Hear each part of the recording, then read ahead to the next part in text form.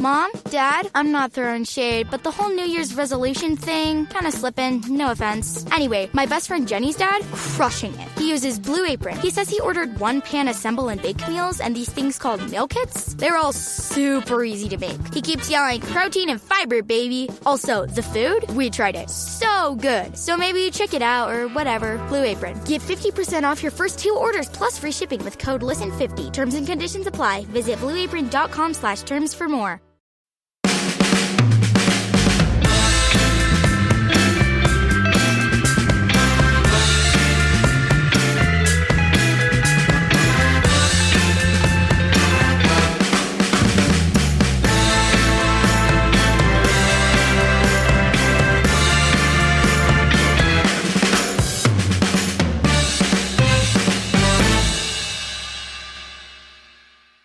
What was it you said? Completely confident, like 5-0 and 4-0 or something this week?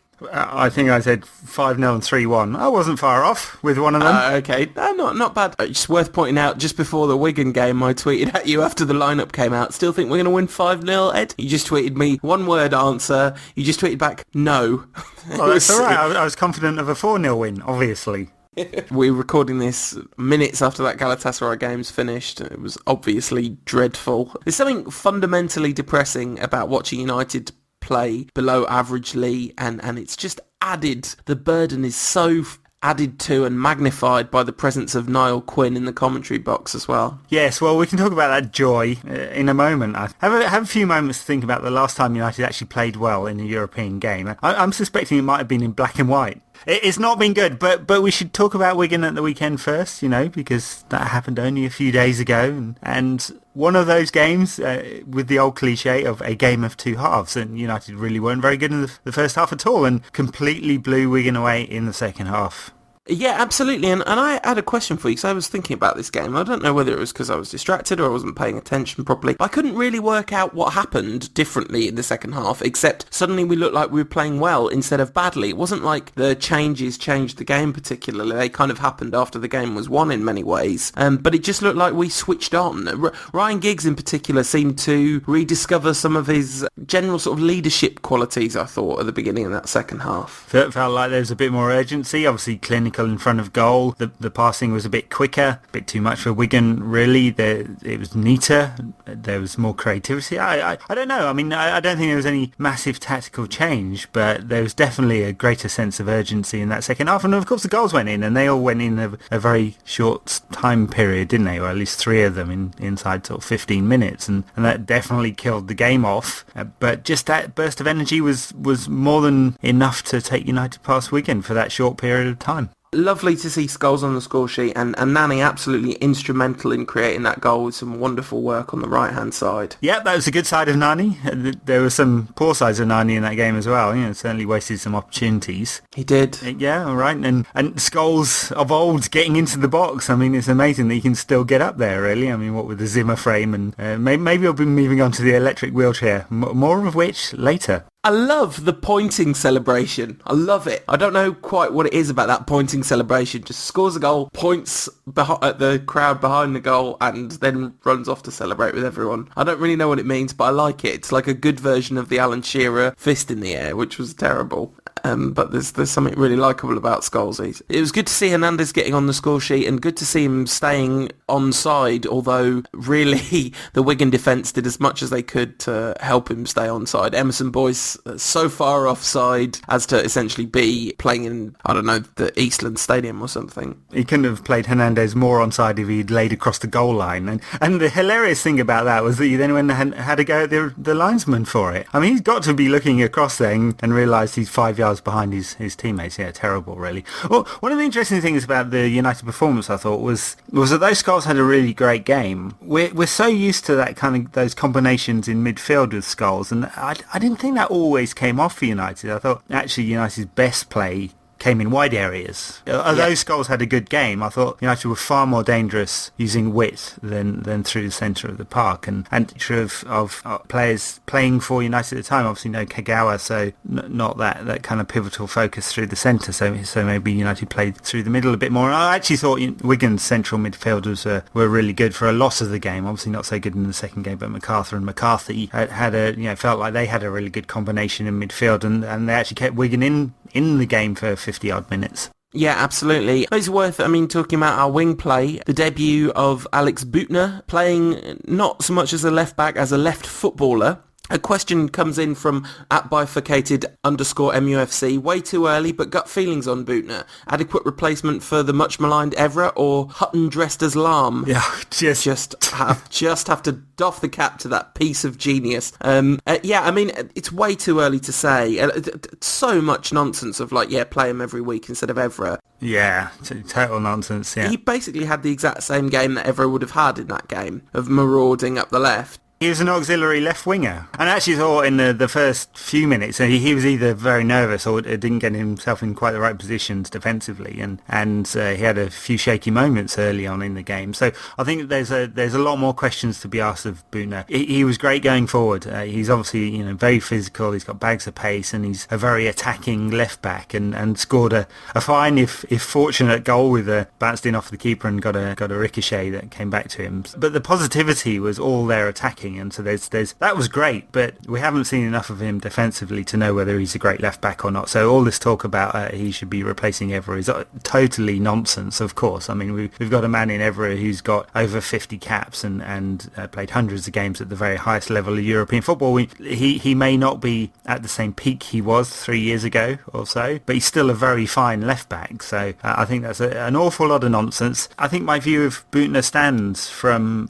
when United signed him. He will play in a few of the games against lesser opponents, probably in the cup competitions. I don't expect to see him at Anfield, but I do expect him to play against Newcastle. And depending on what happens in this European Cup group stage, he may well play in the last couple of games of dead rubbers if they are dead rubbers, and he'll get sort of 15 to 20 games as a result. But I don't expect him to be taking over from Evra just yet. I agree with you about that. It was a very exciting debut, which is always nice to see, and he was extremely involved in the attacking. He obviously got his goal thanks to a combination of sheer determination and Al-Habsi with a bit of a clanger. But yeah, it was, and he got an assist as well, and it was just, he was incredibly busy and exciting, and he looks like, I love really enthusiastic players, But, one of the reasons that Evra gets so much stick is because Fergie's asking him to do an impossible job. He's asking him to play left wing and left back at the same time. And as you've said so many times, that's because he wants his central defenders to be able to defend one-on-one. Obviously, United have this tradition when we're at our best of having really good goalkeepers, and that makes a big difference, and it frees up the fullbacks. But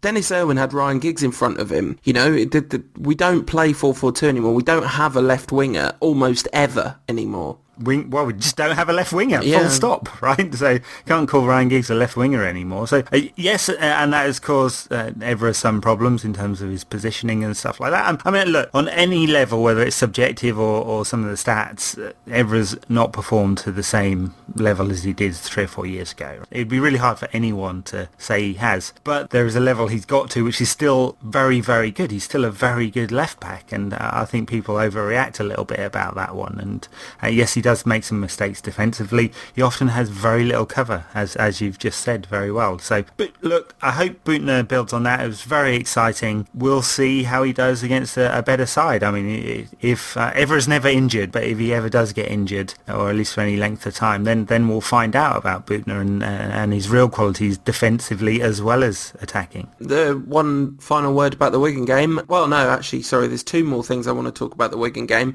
We talked about goalkeeper rotation last week, and he stuck with Lindegaard, and then gave an interview to Sky Sports where he said that he was comfortable with rotating the keepers, and that's his plan for the season. And it's one of them where you really hope he's lying. seems quite certain about that one. He feels that he's going to rotate, and in fact he said in that interview that he would have done the same thing last year had it not been for Anders Lindegaard's injury. So all that confidence David De Gea got from playing for a sustained period of time from February onwards, he wouldn't have got had it not been for Lindegaard's injury. So interesting. I can't say I agree that that's the good strategy, the right strategy. He says he wants to get both players used to English football. Well, Lindegaard's been here for 18 months and De Gea for a year now. I think that's enough, right, to pick one. And some interesting points a few pundits have said, and I don't think very many people, pundits or fans, would say that rotating goalkeepers is a good idea. Maybe that's just crowd think. Maybe Ferguson's discovered something new here. Another good point, can you ever remember a really great side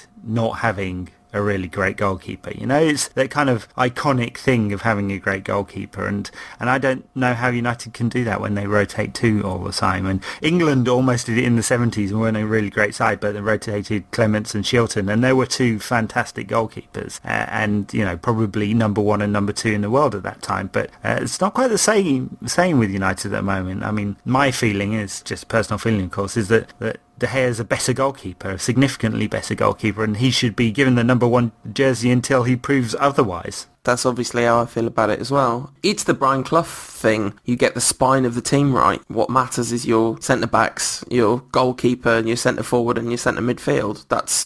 Those are the spine of a successful team. And right. The uncertainty created in the back four by swapping the keepers is a massive factor. I think Fergie's making a huge mistake, and I think it's a very odd decision, and one that smacks slightly of trying to keep an unfeasible situation going, where somehow Lindegaard's convinced that he's not second fiddle, whereas really he should be, not because he's not a good keeper, because he is, but we've talked about this at length, but David De Gea is potentially a truly great goalkeeper, and it doesn't seem that Anders Lindegaard has that same level of potential. He's a brilliant second goalkeeper to have, so if you can find a way to keep him happy, that's great, but not at the expense of De Gea's emotional well-being and confidence. But talking of young players getting their chance and building up their confidence, a goal from Nick Kapow, an absolute belter of a hit and a lovely drop of the shoulder to create the space for the goal, for the shot. You don't want to hype young players, and obviously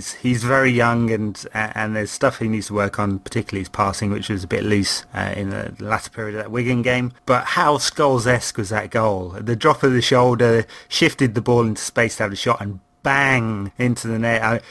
Someone said on Twitter that it reminded them of Scholes' goal against Copenhagen 5-6 years ago in Champions League. So that one's on YouTube. Go and have a look. It's almost identikit. Brilliant. Just fantastic. And to know that United have got a midfielder who can score goals like that, it is a real great bonus. And I hope Hal gets a few games. I'm sure he'll play in the Carling Cup next week. Carling Cup? Capital One Cup. I can't get my head around this. It's always been the Carling Cup. That's because, I'm passionate about it. And no, the Capital One Cup. Yeah. Should we just call it the League Cup as a sort of... Let's just call it the League Cup. You see, I can't help but call the Champions League the European Cup as well, That's just old-fashioned of me, so... It's better than calling it the Cock, isn't it? Which the natural acronym for it. Yes, it is definitely much better than that. The League Cup, we'll come on to that later, but before, it's the big trophy. Champions League football back at Old Trafford amidst much excitement. Lots of retrospective pieces about that Welcome to Hell Galatasaray game in 92-93 that was so vicious and intense. A brilliant piece by Rob Smythe in The Guardian on Wednesday this week. But the game was an absolute damp squib. Terrible, lacklustre performance from United. Pretty bright and breezy for the first 15 minutes and got that crucial goal. Carrick doing very well, even though he was brought down to get the goal with a lovely kind of on-the-floor scissor kick. But then United just kind of capitulated momentum and relied on De Gea to keep them in the game. Lucky to get that 1-0, especially with Nani taking the worst penalty seen in a United shirt for at least a week. Hopping back 1 second to the Galatasaray 93 game, I've got to say that one's burned into my memory for quite a few reasons. Well, obviously Eric Cantona's meltdown and the fact he got sent off in the tunnel. The fact that afterwards one of the Galatasaray directors said that they'd bribed the referee, and which is absolutely stunning. And obviously the welcome to hell and the just the nature of that draw that knocked United out. And of course, I had quite a few friends who went to that game and got arrested and were then deported from Turkey after David Mellor worked to get them out, the old Chelsea fan stroke MP who liked to give it to hookers with a Chelsea shirt on. You know that's not true, right? You know that's literally made up by Max Clifford to sell newspapers. That he helped get the fans out of jail in Turkey. No, he definitely did that.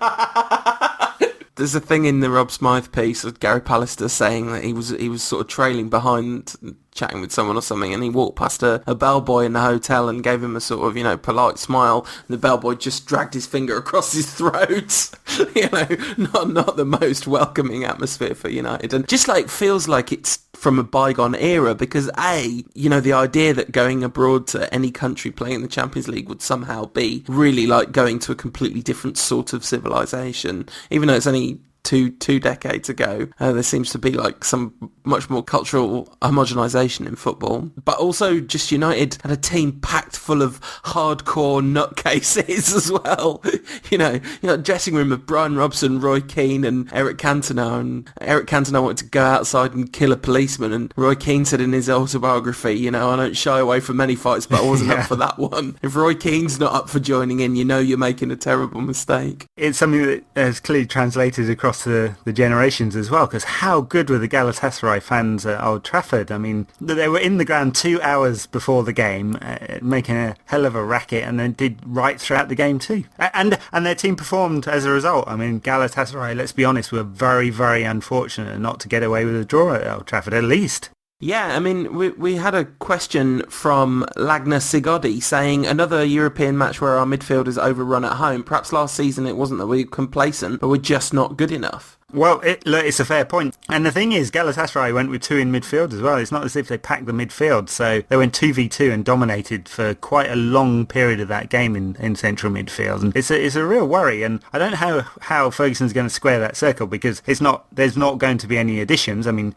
maybe Fletcher's coming back to fitness. Obviously got a few minutes at the end there. Didn't quite look ready, did he? But that's fine. I mean, he's been out for such a long time. He's going to need some games. I don't know how to answer that one, because obviously at home you want Kagawa in the most dangerous positions possible. That left United very exposed through midfield, and Galatasaray really nearly exploited that. Very unlucky not to get a penalty in the first minute. Should have had a free kick just outside the box when Carrick clearly fouled his man, and a few other shouts too, and hit the outside of the post twice and the bar. I mean, there's not too many sides come to Old Trafford and have that many chances. I think they had more chances than United on the night, didn't they? And it just feels like a replication of last season, doesn't it? I mean, how casual were United against Benfica and Basel at home, and it just felt like exactly the same game again. And back to the question, is it that United are being complacent or just not good enough? Well, I couldn't tell the difference at this moment. I mean, it's probably a lot of the latter. Yeah, absolutely. Nani's penalty, why did Nani take the penalty? You suddenly realise it's Nani that's going for the penalty. And I said to my housemate, one of two things is going to happen here. He's either going to pass this back to the keeper or blast it over the bar. And then he did the stutter step, so it was pretty clear that it was going to be pass it back to the keeper. Option A. Awful penalty, and very, very peculiar decision to give Nani the penalty. You assume this is Fergie punishing Van Persie for his terrible penalty, because I would imagine that Robin would be up for having another go. He seems that sort, but just really peculiar. It's obviously a piece of reactionary decision making there to take the penalty away from Van Persie. It's not as if he's going to take it in the same way again. Nani's penalty, he started the stutter before the referee had even blown the whistle. He couldn't have telegraphed his penalty more if he'd actually literally telegraphed it to the goalkeeper, and it had taken a couple of days to arrive, and a carrier pigeon had come into Old Trafford and said, he's going to pass this to your right, mate. Yeah. Just awful. And what the hell is going on with United's penalty takers at the moment? I mean, seriously, and can anyone look? Best passer in the United side is clearly David De Gea, right? So he should take the penalties. No. I mean, Paul Scholes should have taken the penalty, clearly.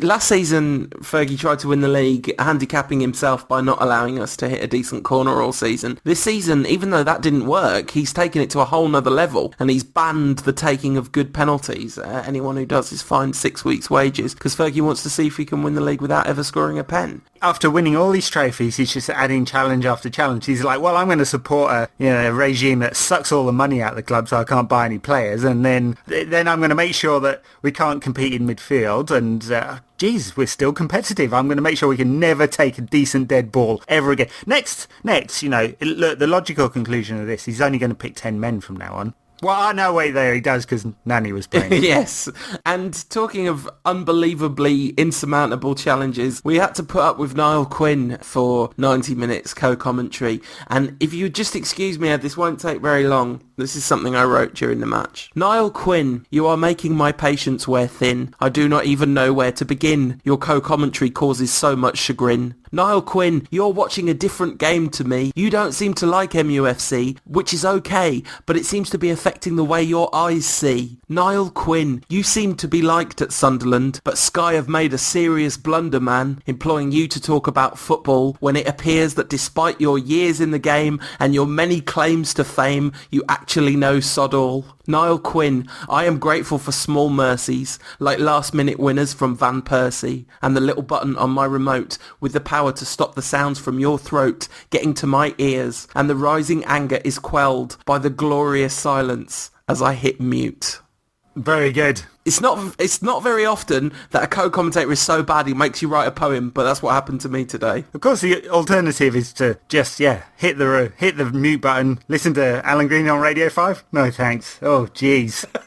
Imagine Niall Quinn and Alan Green together as a co-commentary team. No, I think the world would probably end. I think dark matter would take over. It's more enjoyable watching some kind of stream from Fox Soccer or something and listening to Americans commentate than it is Niall Quinn. I can't stand the man. He talks in nothing but cliches, and he seems to talk about anything bar what's actually happening in front of him. But yeah, there you go. And of course he's a bitter, so that doesn't help matters either. Yeah, absolutely. So I guess we should move on to some discussion of this horrible vexed question of chanting and Hillsborough and United and Liverpool and all that nonsense, because we'll preview the game at the end of the show, but there's been a lot of talk about this in the media. I have to say, Ed, you're my oldest friend in the world, so obviously I'm quite biased, but of everything I read about this all week, the thing that I enjoyed most, the thing that I thought got it the most right, struck the balance between saying that United fans have done some really rotten things about something that they never should have, but also saying that there's something really unbalanced in the coverage of this was your piece on United Rant. What have you made of all the stuff? Well, summary of all those points, really. I, as a United fan, I can't say I like the always a victim, it's never your fault chant anyway. It's not one that I'd go around chanting. I'm of the camp that I think it's much nicer if we just chant about United and support the team. And, look, I understand the banter and the rivalry and all of that kind of stuff. I do understand that that chant, which I'm quite sure in my mind I'd heard before the Patrice Evra and Suarez thing, and I think it's been around for a while and was revived, and I understand why that took off during Suarez and Evra. And I even understand, given that it literally is sung every week, that it would be sung at the weekend. And as a United fan of long standing, I have never, not once ever, thought of that song as being anything to do with Hillsborough.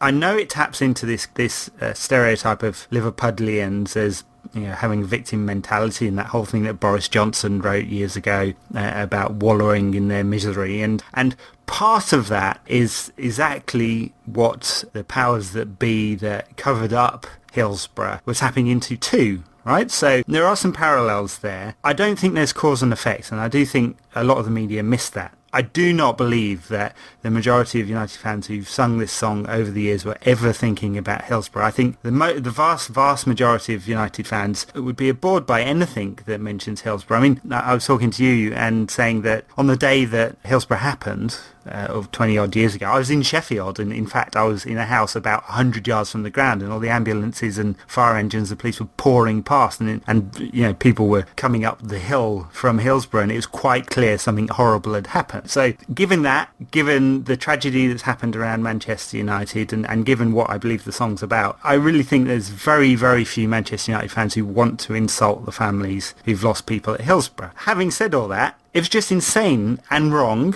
morally and ethically, I think I said, of United fans to chant it at this time on this weekend, because quite clearly insulting Liverpool at this time would be seen as an extension. There was quite clearly the opportunity to offend people who were connected with the disaster at Hillsborough, and obviously there was going to be a huge press reaction, and it's okay, you know, for people to bleat on about the lack of consistency in coverage, and there really is, because every single game Manchester City fans turn up at Old Trafford and start chanting about Munich, and I've heard it loads of times from Liverpool as well, and loads of other sets of fans chant that exact same "always a victim, never your fault" chant, including Everton fans at last season's FA Cup semi-final, and none of that's covered in the same way. So I totally understand the fact that United fans are irked by the imbalance in the media coverage, and it has gone over the top. It really has, and Ferguson, while saying he doesn't want United fans to be chanting this, and he deplores it and he thinks it's wrong, he's never actually said, "You're talking about Hillsborough and that's disgraceful." And I thought, although it was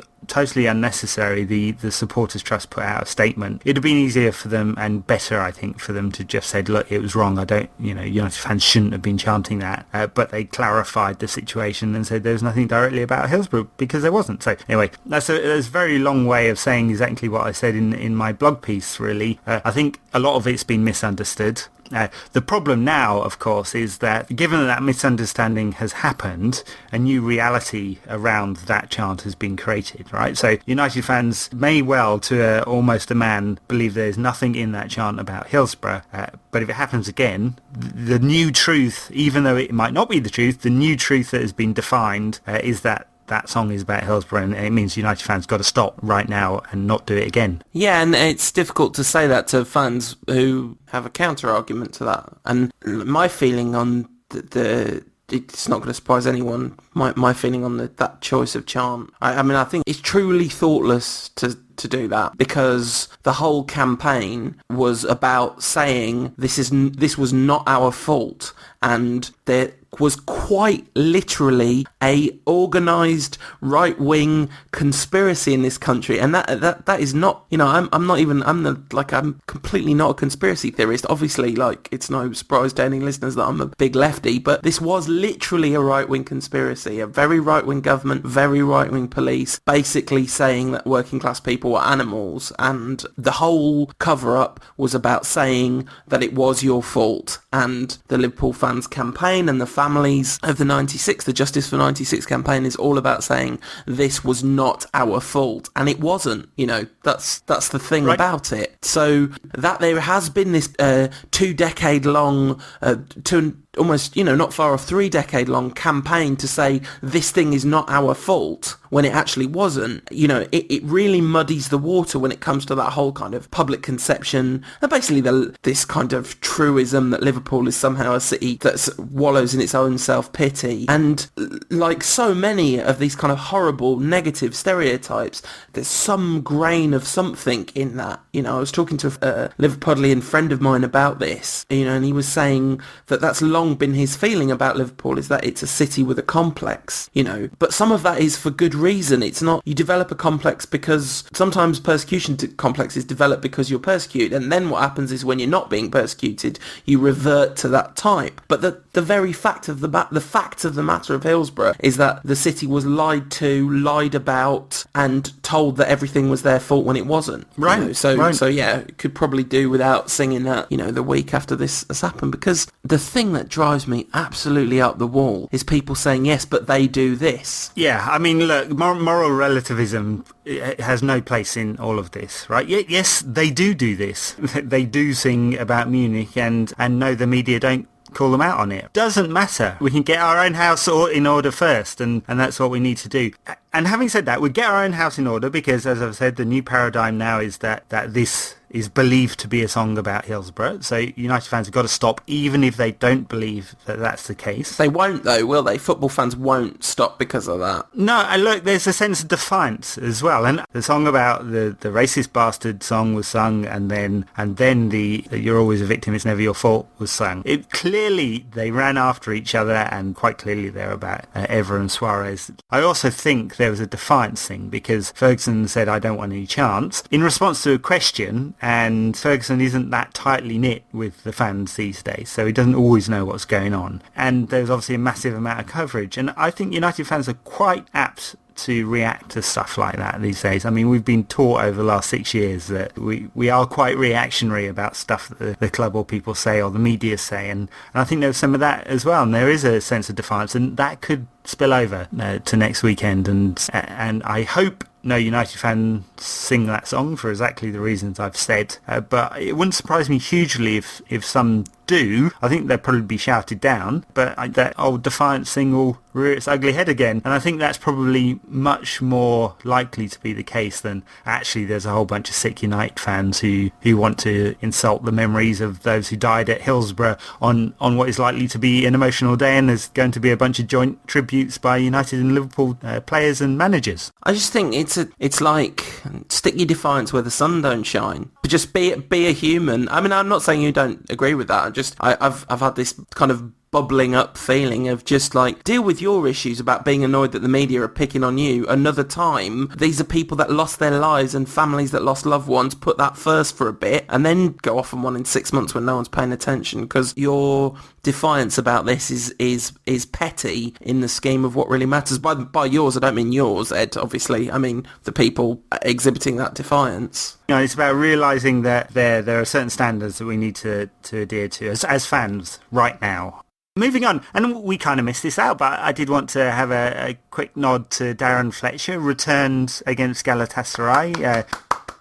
There's me thinking he had the bad AIDS. It was the good variety, and he's back. And look, isn't that great? He got a standing ovation from the United fans during the game, and it's great to see him back. Really great. I mean, I think we know that there's no guarantees here, is there? But God, if he can become the player he once was, it'd be a huge boost for United. And on a personal level, he needs a break, doesn't he? Badly. Yeah, it's just nice to see him play. You know, what it means in the long term, nobody can say, because illness is such a tricky thing. It's so different to injury. To have a chronic illness, you can manage it and symptoms abate and then they come back and all that kind of stuff. So just wish him so well. So lovely to see him. And, if he's reduced to cameos, so be it. I'd much rather have him well enough to make cameos in the first team. I didn't think we'd be seeing him in September, that's for sure. So lovely. Yeah, it's great. Having said all that stuff about chanting, there's a game coming up at Anfield at the weekend, and talk about the wrong time for this game. And after a week of the media winding everyone up, and the Evra Suarez thing bubbling away in the background still, and apparently both clubs have demanded that they have a handshake this time, and the eye will be and ears will be very closely on United fans, and then there's the rivalry on the pitch and all of that, and it couldn't really be any more intense, could it? No, it couldn't. What I want is the bloke from the Euros to come and do the countdown before the game, but not the countdown to kick-off, the countdown to Suarez in Evra's handshake. It's amazing that we're still talking about handshakes in football. It's ridiculous.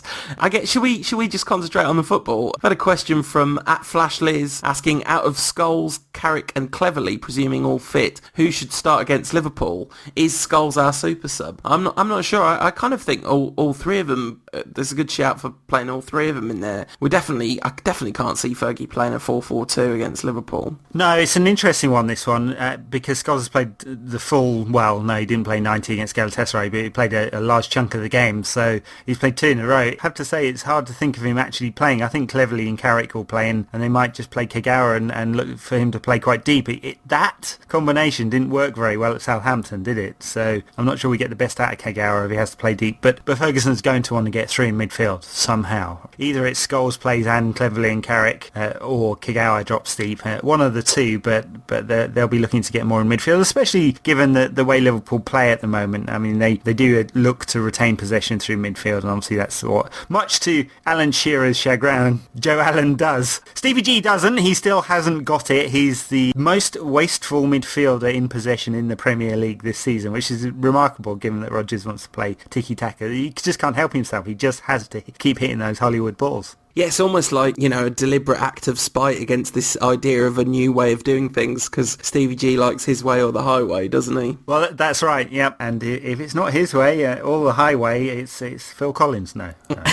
That doesn't even make sense. If it's not his way or the highway, it's just a studio. No, that's no better. Liverpool have been incredibly subpar so far this season, but they're going to play like it's their cup final against us. I don't know. I think they've been pretty much on par, haven't they?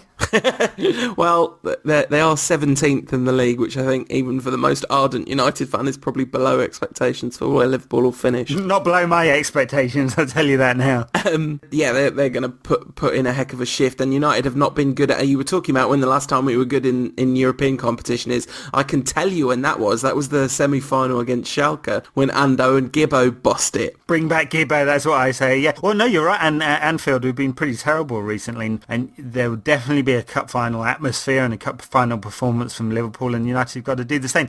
I'm sure you've seen that wonderful video, like a minute of insane tackling from United against Wigan. We're probably going to need some of that, or maybe not the two-footed variety. Scholes put two of the reducers in that section and managed to get both of them clean, which was a miracle of sorts.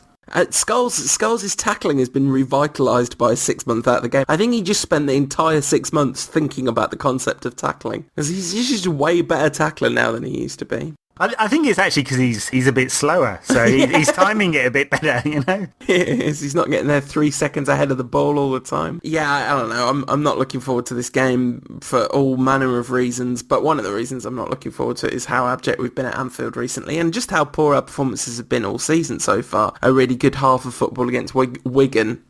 Wigan aside, it's not been so promising. I mean, I guess Wigan are technically a better side than Liverpool, aren't they, at the moment in terms of points on the board? So maybe there'll be less of a challenge. I have no idea what he's going to do with formation and selection. It's absolutely baffling this season. One of the things worth mentioning is Danny Welbeck was man of the match, I think. If one of his shots had gone in, he definitely would have nudged man of the match against Wigan.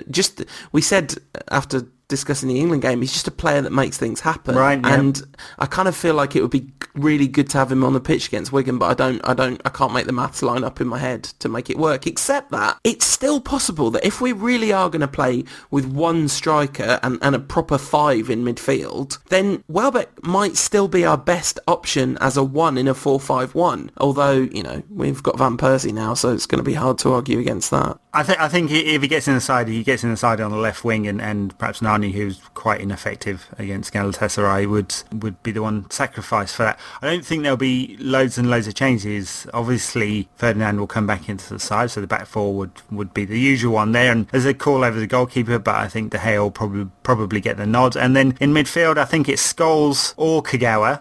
Van Persie up front, Valencia will play right, and it's Nani or Welbeck on the left. So there's not a huge amount of choices for Ferguson to make there, and I think it's probably quite obvious the way United will set up, and it's just that kind of attacking or defensive thing. I think with Kagawa, that's the major tactical choice to make. Yeah, it's going to be very interesting to see, and very interesting to see how it plays out. But before we move on to predictions for this game, we should deal with a couple of your Twitter questions. We've had some interesting questions. I'm just going to slightly adapt this question that's coming from @MUFC Sean. I mentioned that this whole goalkeeper situation has got to the point where if I had truth serum and an hour with Alex Ferguson, the first question I might ask him might be what's going on in his head around these goalkeepers. But Ed, what's the first question that you would ask Sir Alex Ferguson if you had some truth serum and had him in a room?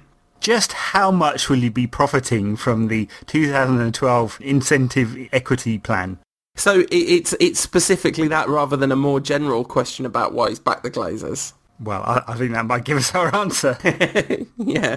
That's a terrible slight on Ferguson. Of course, he said he wouldn't profit from the IPO, but that wasn't the question I just put, which was a very different thing, of course. Yeah, absolutely. And he's got truth serum. Don't really know. I think I would have to ask him I'd have to ask him about the Glazer ownership and his position on that, because that's the thing that looms largest in my mind when I think about him. But also, I think I'd ask him something about the way he's handled players over the years and what his regrets are, because he doesn't really talk about things in terms of regret, apart from maybe Yap Stam. And I think he's made some very big calls with players at various different times. Sean asked us for three questions for Fergie, but it's late at night here, so I think one's what we've got. And Ed, this is the really important question of the week, and who better placed to answer this than you? At JDuke_ asks, should I upgrade to an iPhone 5 from my 4S? Absolutely. I mean, look, the technology is not massively different, but you'll get iOS 6 on there and a better camera and a much faster processor and all of that good stuff. All right, so you think it's worth upgrading from a 4S to a 5? That seems like a pretty iterative upgrade to me. That does. Here's a tip for you. iPhone 6 will be out in spring. No, you're joking. You're joking, right? No. The iPhone 6 is coming out in the spring. Well, it's just a rumour doing around. No chance. I can't see it. But yeah, no, I think I'd hold off and get the 5S. If you're on a 4S, wait for the 5S. If you're on a 4, upgrade to the 5. So I guess we should move on to predictions, Ed. It's us against Liverpool at Anfield. That doesn't normally end well. Are you more optimistic than normal? Ish. No. But I think we're due a performance at Anfield. Yeah, definitely due a performance. Due a performance.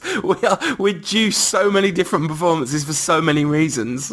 So, well, for that reason, you know what, I'm going to go crazy, because I thought United's defence was better against Galatasaray. I know they had a lot of shots, but some of them were from distance, and they actually did play well. So I think Ferguson will come back in. I do think that Ferguson will probably opt for 3 in midfield, and I think it will be a lot tighter. So maybe a 1-0 win. I'm going for a 1-0 win for us. I don't really believe it. I think it might be a pretty scrappy game, all in all. There's another thing to consider. Liverpool are playing in the Europa Cup on Thursday, and I know they'll play all the kids, but there's a bit of travelling there and mental fatigue and all of that. So that might have an effect. But I expect Liverpool to beat off young boys anyway. Outrageous.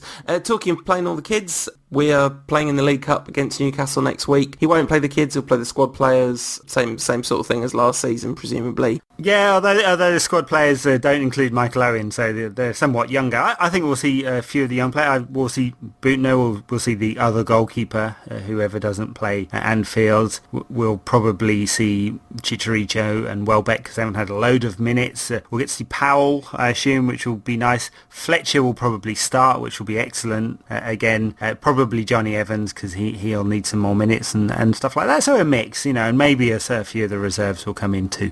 I think actually the goalkeeping selection should be really interesting, because if he picks Lindegaard for that game, there is a kind of unconscious message there that, this goalkeeper rotation's all very well, but De Gea's number 1 and Lindegaard's number 2 in the pecking order. But if he picks Ben Amos... Amos is out on loan, but he might pick Sam Johnston, who's been doing very well. Well, then in that case, if you pick Sam Johnston, even more so if he picks Johnson, that's saying, yeah, I'm really serious about this goalkeeper rotation lot. Yeah, well, we'll see. I mean, who knows what Newcastle will play. I assume that they'll do something very similar and play a mix of squad and kids as well. So very hard to predict that one as a result, isn't it? Yeah, it certainly is, but I'm going to predict a United win 3-1 for no reason whatsoever. Just sounds like fun to me. I actually think it will be a draw, so I'm going to go for 2-2, and I really can't remember if there's a replay or extra time and penalties. Well, I think Newcastle don't have the resources to fight on all fronts at all, so he really is going to write off the League Cup, I'm sure.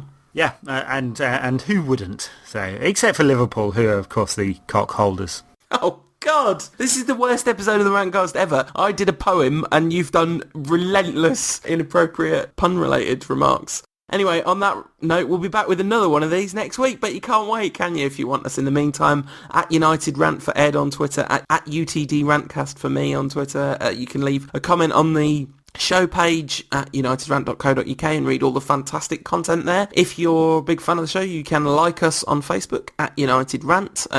You can like us on Facebook at facebook.com/UnitedRant. And if you really, really want to, you can go to unitedrant.co.uk/donate. Thank you very much to all the people who've done that. Very good. And one final thing before we go this week, we have to give away a Scholes 22 shirt to one lucky reader. We asked you to tell us what you do with the gingham shirt because it's not fit for human wear. And we had some fantastic entries. I have to say I was completely overwhelmed by the number and quality of entries for this competition. So in no particular order apart from the last one being the winner, the top three are number 3 from @Bree _red ant. Monkey, stay away from bright fabric. So I tie strips around my mango tree so I can get some damn mangoes. So it's important to get mangoes. Number 2, with really profound apologies from me, @Joel WUJ, Joel Wood, saying he would use it as an advert for his dad's insurance company, and then a crying face because I said that all insurance companies were evil. Of course, I mean, apart from the one that run by your dad, where no doubt the people are foremost in his mind at all times and personal gain is very much secondary. But the winner, and funnily enough, me and Ed both read through the list and both picked this one as our winner, so there was no debate about it. @FatBobalot, Chris Key on Twitter saying, Gingham shirt could be used to keep Scholes's legs warm as he whizzes round the pitch in an electric wheelchair. 10 more years!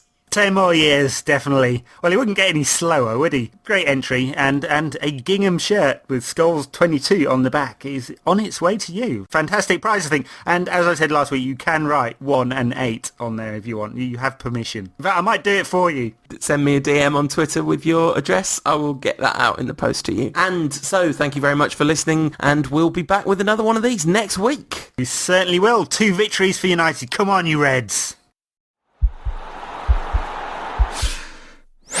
This podcast is part of the Sports Social Podcast Network.